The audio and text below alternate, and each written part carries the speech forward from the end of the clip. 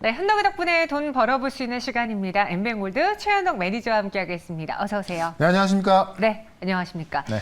아, 정말 우리가 걱정했던, 저도 어제 축구 보면서까지 시파이 지수가 나오는 걸 계속 봤거든요. 네. 나오자마자 이 뭐야 이거 9.1이 뭐야? 막 이런 이야기를 저희끼리 나눴었는데 네. 오늘 시장이 근데 생각보다는 잘 버티고 있는 것 같아요. 이걸 어떻게 해석해야 되는지 체크 포인트로 한번 이야기 나눠보도록 하겠습니다. 네. 환율 대응이라는 키워드를 갖고 오셨어요. 어떤 내용이죠? 일단 환율이 안정을 찾으면서 어제 미증시도 괜찮았고 우리 증시도 지금 현재 CPI가 급등한 것 치고는 상당히 좋은 모습을 보여주고 있습니다. 일단 내용을 좀 보면서 설명을 좀 드려보도록 하겠습니다.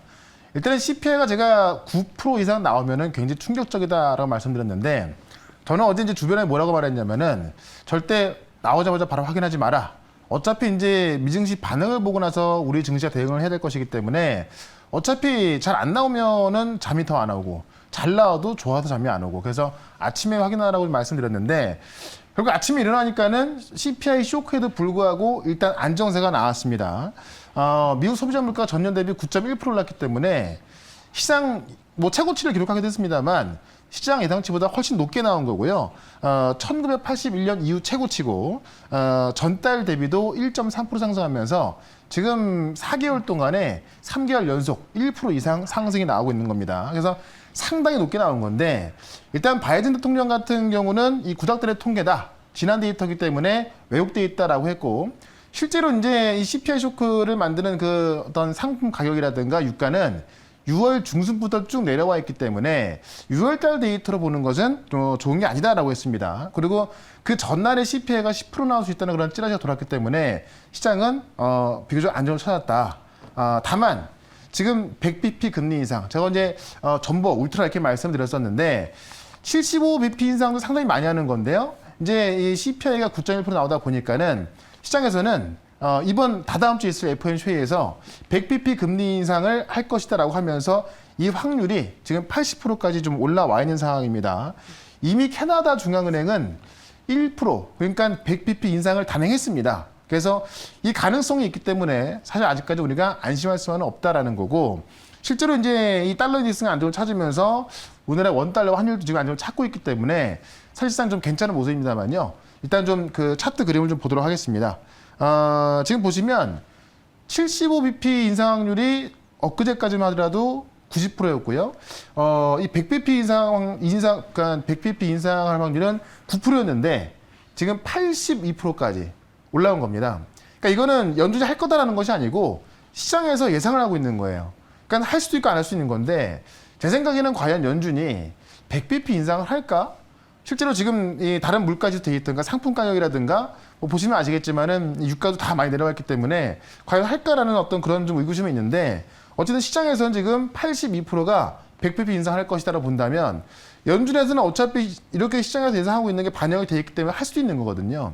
그렇기 때문에 아마 다다음 주 FOMC 회의를 앞두고 제가 볼 때는 이 가능성 때문에 변동성이 더 크게 나올 수 있다는 겁니다. 그래서 우리가 쉽게 한번 생각을 해보면 어떻게 보면은 75bp 인상 같은 경우도 1998년인가요? 그때 처음으로 하고 있는 건데 100bp 인상을 하게 되면은 과연 그 100bp 인상을 앞두고 시장이 과연 세게 올라갈 수 있을까라고 본다면 그것은 좀 물음표를 던질 수밖에 없을 겁니다. 그런 관점에서 다다음 주에 있을 FOMC 회의까지는 좀 변동성이 나올 수밖에 없다라고 좀 보는 게 맞는 것 같고요.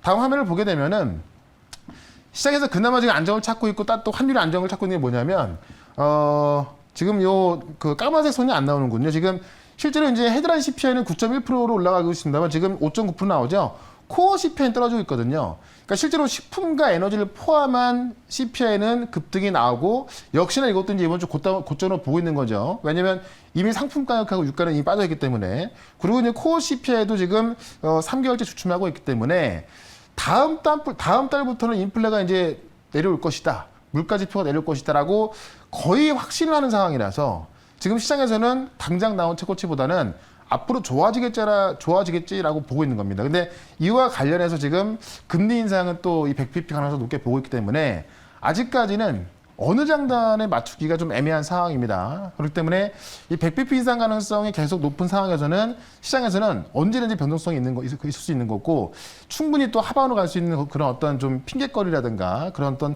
명분이 있기 때문에 다다음 주에 FOMC 회의 때까지는 좀 조심하는 게 좋겠다. 이렇게 결론을 내려보도록 하겠습니다. 검정색 선이 있는데요. 나왔네요. 조금 전에 안 나왔는데 마술을 부렸나 보네요. 네. 네, 이렇게 소비자 물가 지표도 보고 또 그리고 시장에서 어떻게 대응이 오늘 나타나고 있는지까지도 간략하게 전해드렸습니다. 네. 오늘장 저희 종목은 잘 가고 있는지 최근 시장이 완전히 살아나기 전까지는 종목만이 답이다라는 말을 계속 이야기해드리고 있잖아요. 오늘 리뷰할 종목은 뭐가 있을까요? 일단 제가 계속 바이오를 강조하고 있습니다. 네. 왜냐하면 경기 침체에 그래도 이제 유연하게 올라갈 수 있는 바이오인데 국전약품이 오늘 또 이제 시세가 좀 나오고 있죠. 일단 제가 이야기하고 나서 한번 급등이 나왔었고요. 네. 그리고 나서 살짝 조정이 나오고 나서 지금도 여전히 어떤 추세적으로 죽지 않은 상황에서 올라가고 있습니다. 이 국전약품 같은 경우도 이제 샤페론 지분을 보유하면서 샤페론이 지금 코로나 치료를 개발하고 있는 건데요. 거기에 원료를 공급하고 있고 실제로 이제 샤페론 지분까지 보유하고 있죠. 그런 것처럼 코로나 치료제와 관련 종목이기 때문에 제가 볼 때는 지금 이 코로나 확진자가 오늘도 거의 3만 명 나왔죠. 계속 더블링으로 가고 있는 관점에서 솔직히 전 세계에서 지금 코로나 확진되는 그 부분에 있어서는 거의 뚜렷하게 증가하고 있는 건데요. 백신보다는 치료제 관련주가 더 올라갈 가능성이 크다라는 겁니다. 그런 관점에서 여전히 국전약품은 올해 제가 말씀드리고 나서 이제 어떤 그 목표가까지 8,900원까지 좀 왔었는데요. 조정받을 때마다 매수 관점 말씀을 드리도록 하고 그다음에 바이오 플러스 제가 필러로 좀 설명드렸던 건데 역시나 바이오 플러스 같은 경우도 오늘 보시면 지금 또 급등이 나와주고 있습니다. 자, 요 자리에서 말씀드렸고 급등 이후에 3일간의 조정을 거치고 나서 다시 한번 올라서고 있는 건데요.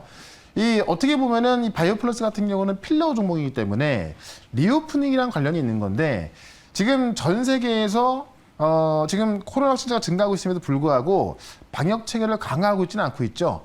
여행 수요도 줄어들고 있지 않다고 합니다. 그런 관점에서 필러 라인도 좀 먼저 올라가는 것으로 보여지기 때문에요. 지금 바이오 플러스 같은 경우는 목표가 32,000원 말씀드렸는데 오늘 32,000원 넘어간 겁니다. 그래서 목표가 돌파했고 결국 지금 시장은 어떻게 보면 좀 이 모멘텀이 정말 확실한 종목들만이 시장 대비해서 강하게 올라서고 있고요. 특히나 헬스케어 쪽, 이 바이오 쪽 많이 올라가고 있는 건데요. 오늘도 그쪽에서 종목 하나 말씀을 드려보도록 하겠습니다. 네, 바이오 플러스까지 오늘장 또 강한 상승이 보여줬습니다. 네. 과연 오늘은 또 어떤 종목이 나오게 될까? 최근 주목하고 있는 제약바이오 쪽에 있을지 아니면 다른 종목일지 첫 번째 종목 키워드부터 알아보겠습니다. 네. 결국은 바이오, 그냥 네. 바이오 이야기네요. 네.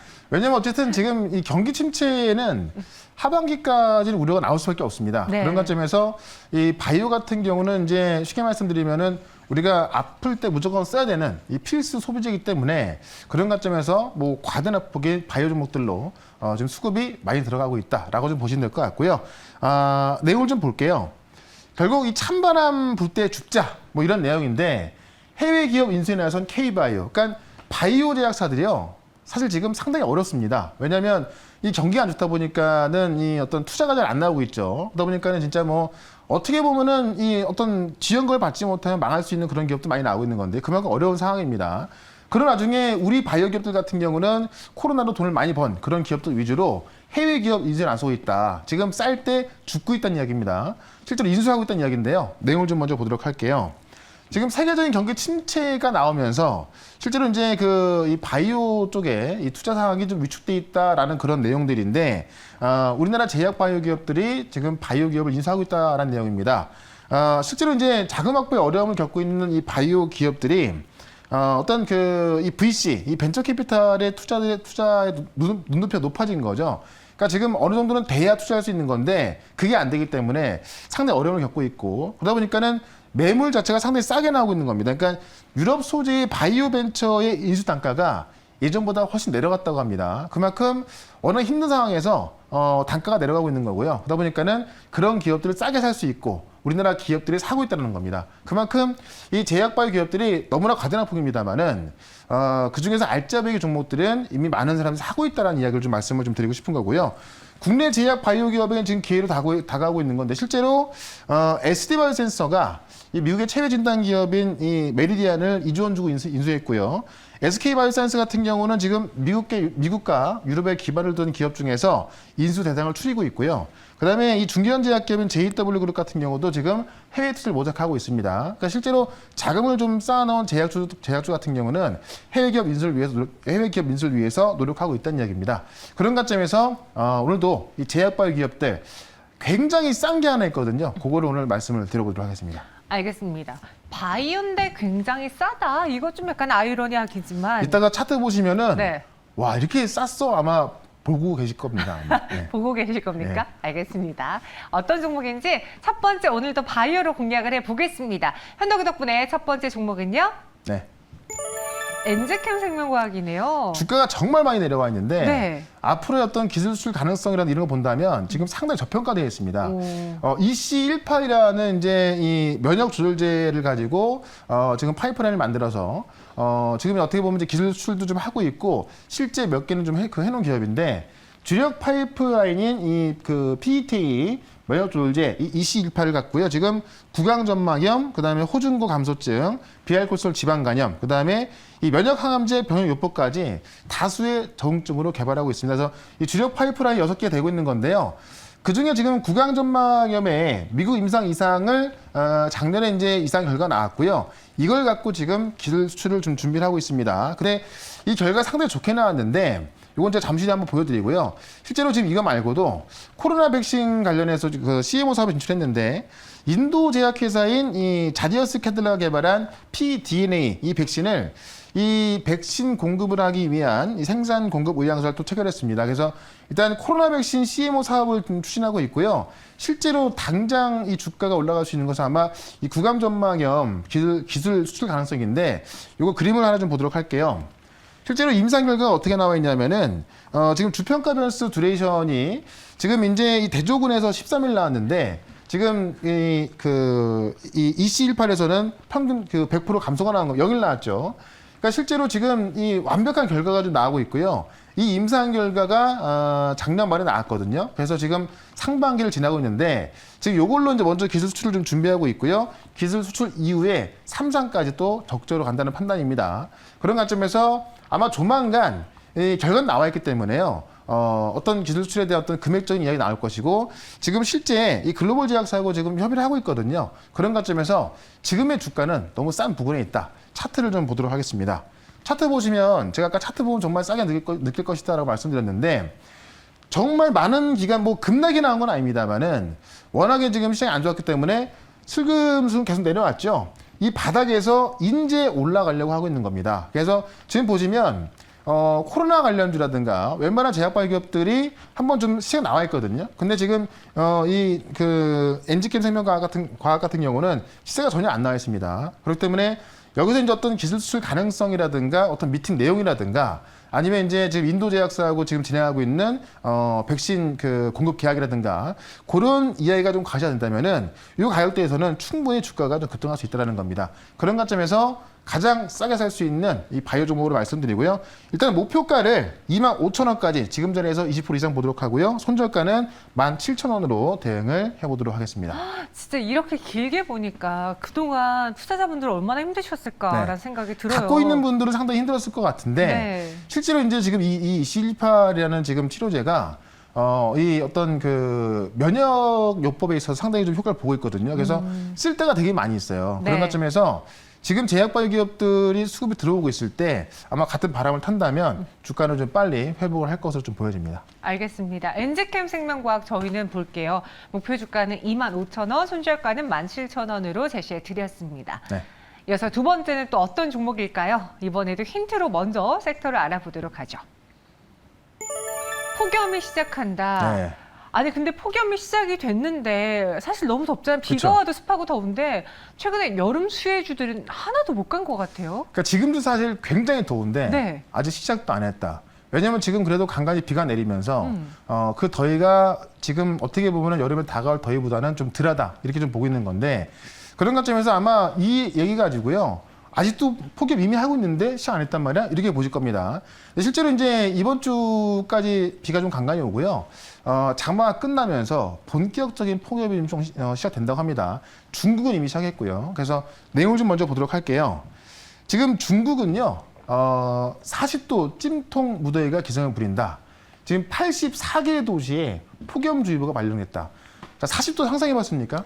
우리가 지금 아무리 폭염이라고는 하지만 수도권에는 아직까지 40도는 안 나왔거든요. 근데 지금 중국 같은 경우는 이미 84개 도시가 40도까지 올라가면서 지금 폭염주의보가 발령한 겁니다. 내용을 좀 볼게요. 중국이 수십 개 도시에서 지금 40도 육박하다는 이야기인데, 이 적색경보가 24시간 내에 기온이 40도 이상이 오르는 것을 의미하는 건데, 이 폭염경보 시스템이 최고 단계인 적색경보가 84개 도시에 가 있다는 이야기입니다.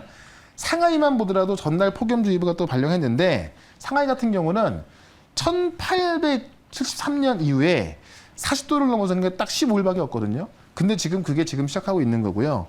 지금 기상청에 의하면 다음 주부터 폭염이 시작된다라고 전망하고 있는 건데, 주말까지는 대기 불안정으로 좀 소나기가 내릴 전망이지만 다음 주 18일 이후부터는 전국적으로 폭염이 이어질 것이다라고 보고 있는 거고요.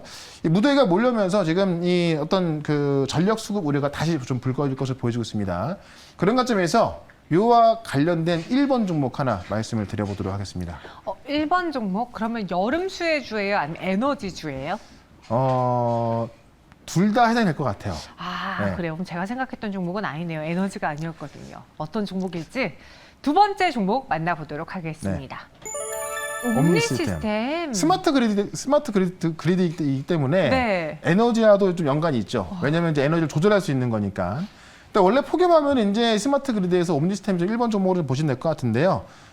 스마트 그리드 사업을 하고 있습니다. 그래서 원격 검침이 가능한 그런 디지털 전력 연계를 국내에서 최초로 개발했기 때문에 보통 우리가 이제 이 가스 점검하는 분들이 이제 집집마다 다니면서 확인하고 있지 않습니까? 그거를 원격으로 할 수 있는 거를 한 거고요. 지금 뭐 고급 아파트라든가 주상 복합 건물, 뭐 오피스텔 다 들어가 있습니다. 그래서 유선, 무선으로 다 검침이 가능한 거고요. 이 디지털 계량기 도입으로써 전력 수요를 효과적으로 분산할 수 있기 때문에 솔직히 지금 한 4시부터 6시까지가 전력이 가장 몰리는 시간이거든요. 그래서 이런 것들을 원격 검침을 통해서 또 원격 조절을 통해서 그런 것들을 좀 분산할 수 있다는 겁니다. 그런 관점에서 지금 이제 어떤 이 전력 수요에 대한 어떤 우려가 예상이 되는 상황에서 스마트 그리드 관련주가 좀 떠오를 수가 없는 거고요. 특히나 지금 이 스마트 그리드 말고도 관계사가 지금 코로나 진단 키트 식약처 승인을 받았거든요. 그러니까 지금 옴니 시스템의 대주주가 갖고 있는 자회사가요. 지금 코로나 진단 키트 개발해서 식약처에서 승인을 다 받아놓은 상황입니다. 그래서 이 옴니 시스템이 지금 코로나 관련해서 진단 키트 관련주로 올라갈 수도 있고요. 그다음에 이제 실제로 지금 뭐 날씨가 더워지고 있기 때문에 이 더위 속에서는 뭐 에어컨 관련주라든가 어떤 스마트 그리드 관련주 또 이 에너지 기업들이 올라갈 수밖에 없겠죠. 그런 점에서 좀 보시면 될 것 같다라고 말씀을 드리면서 차트를 좀 보도록 하겠습니다. 차트 보시면 한번 이제 스마트 그리드 관련해서 한번 올라갔다가요. 지금은 살짝 좀 조정이 좀 나온 상황입니다. 다만 지금 자리에서 본다면은 조정을 끝내고 나서 다시 한번 올라가는 상황에서 본격적인 폭염은 다음 주부터 시작되고 사실 초복이 다음 주 월요일 아닙니까? 그런 관점에서 아마 제 생각에는 다음 주쯤에는 늦어도 다음 주쯤에는 이 고점을 넘어가 있지 않을까 합니다. 그런 관점에서 목표가를 일단은 2,900원까지 말씀을 좀 드려보도록 하고요. 손절가는 2,400원으로 대응을 해보도록 하겠습니다. 네, 옴니 시스템이었습니다. 오늘도 장대 양봉이 나와주고 있네요. 목표 주가는 2,900원, 손절가는 2,400원 이야기해 드렸습니다. 그 외 시장에 대한 이야기는 또 어디서 들어볼까요? 네, 7월 달까지 시장이 이렇게 좋지는 못할 거고 좀 변동성이 예상이 되고 있는데 종목으로 승부를 좀 해야 될 것 같습니다. 오늘 저녁 9시 반에 유튜브에서 시한동 검색하시면은 어떤 종목이 올라갈 수 있는지 모멘텀이 확실한 종목들 말씀드릴 거니까요. 네. 9시 반에 유튜브에서 최현덕 검색하시고 들어오시면 되겠습니다. 알겠습니다. 저희는 여기서 인사드리고요. 현덕이 덕분에 내일 이 시간 다시 찾아올게요. 고맙습니다. 네, 고맙습니다.